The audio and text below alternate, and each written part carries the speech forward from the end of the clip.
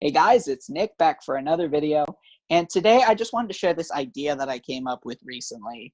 This video is going to be more like theoretical than actually useful, but the video I have coming out tomorrow will be the opposite of that, so more practical and less theoretical. The purpose of this video is I just kind of wanted to share this idea that I had and just release it into the world and see what you guys think of it. And also, I don't know, hopefully you'll find it interesting as well.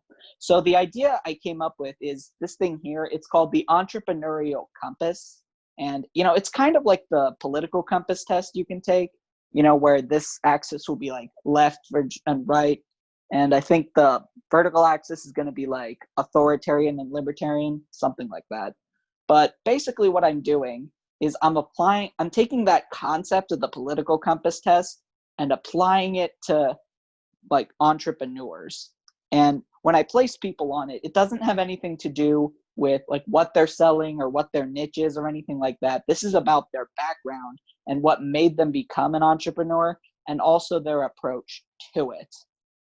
All right. So what do all these things mean? So I guess we're going to start with the horizontal axis. On one end of the spectrum, we have an N, which stands for natural.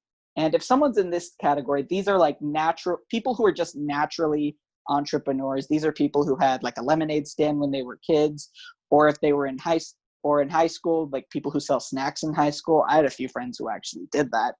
But I think you get the idea that those are natural entrepreneurs. They always kind of had an entrepreneurial streak growing up. And so that's one end.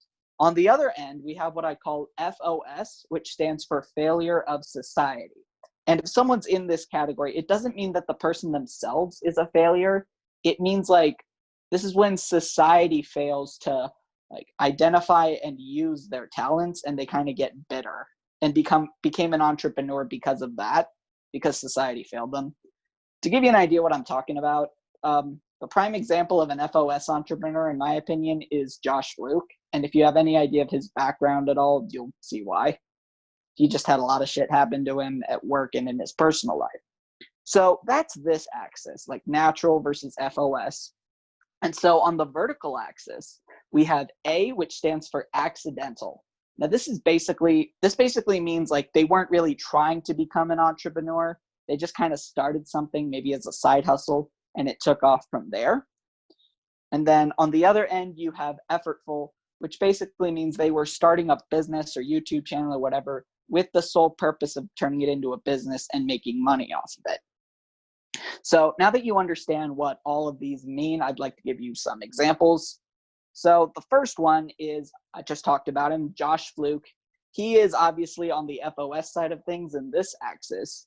As for this axis, as for the vertical axis, I'm going to put him in the effortful category because he basically, if you listen to when he talks about his background, he started the channel with the sole purpose of making it as a YouTuber, making money off the YouTube channel. So that was definitely effortful on his part. He didn't just kind of fall into it. So Josh Fluke is on this side. Oops.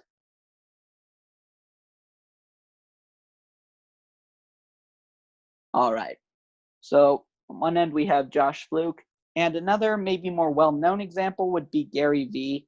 Now, to be honest, I don't know as much about Gary's background as I do Josh Fluke's, because I watch more of Josh Fluke's videos than I do Gary Vee's videos. But as I understand it, Gary is definitely more on the natural side of things, because as I understand it, he comes from a family of entrepreneurs, or at least a family of business owners. So that'll help him be a more natural one. As for the vertical axis, he's kind of in the middle on the vertical axis, but since we have to pick one, I'm going to put him on the effortful side as well, because he was starting a business. Watching his dad probably encouraged him to want to start a business himself. So I'm going to put Gary Vee on this side. So he's a natural, effortful one. Let's see. Another example, I guess, would be Matt Tran from Engineered Truth. You guys probably know him if you found Seth's course through him. Matt Tran, he's kind of in the middle as far as the horizontal axis. He's a little bit more of an FOS, but he's nowhere near the type of FOS Josh Fluke is. On this axis, I'd put him as accidental, because he wasn't originally trying to make money off the YouTube channel when he first started. He just kind of made these videos for fun, and it just took off from there. So I'm going to put him in like this quadrant right here.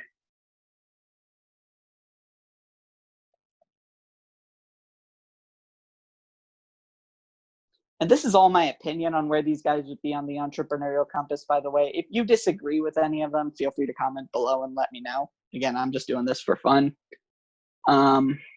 Another one, let's see, there's Billy Jean of Billy Jean is Marketing. Now, I think some people might, if you look at his background, some people might say Billy Jean's an FOS. I'd say he's more of a natural, simply because it's not like I don't know, you can kind of tell just he had that natural entrepreneurial streak. So he's probably on the entrepreneurial side.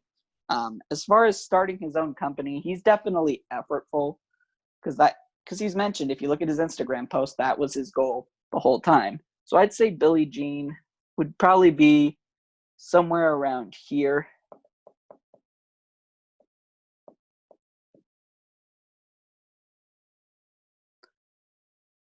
And in reality, he's only a little bit more effortful than Gary, but still in the same basic idea.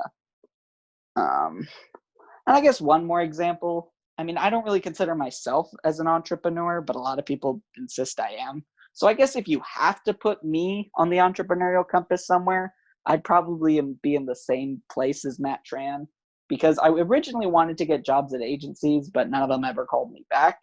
And I kind of fell into freelancing. So I'm basically in the same quadrant of Matt Tran.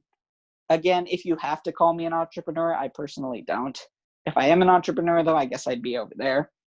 So I think that's enough examples. I think you guys get the idea. And so I'm going to tie in a little bit of a practical piece of wisdom here.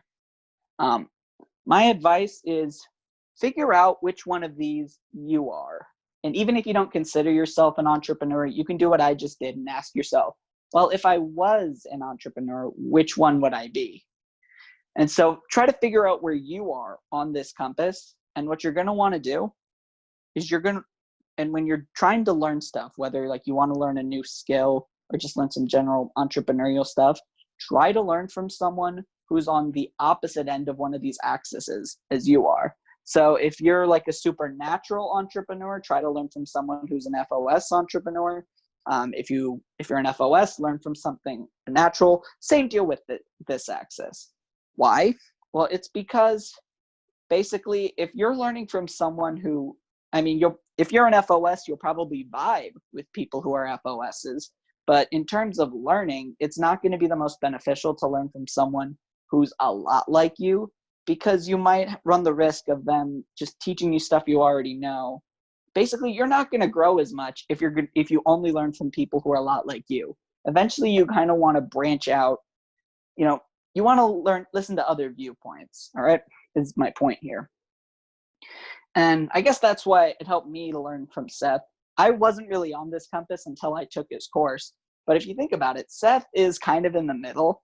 I mean, he's not quite an FOS, but might be a little more natural. But if I had to put him on this compass somewhere, he's probably solidly in the middle. And so everyone on each of these quadrants could learn something from him. But the point is, I guess that's the practical part of this video. If you're on this side, try to learn from someone on this side. If you're on this side, learn from someone on this side. Now, when it comes to friends, you're gonna be friends with whoever is on your side, but try to learn from people who aren't a lot like you. So I hope that made sense. I hope you found it interesting.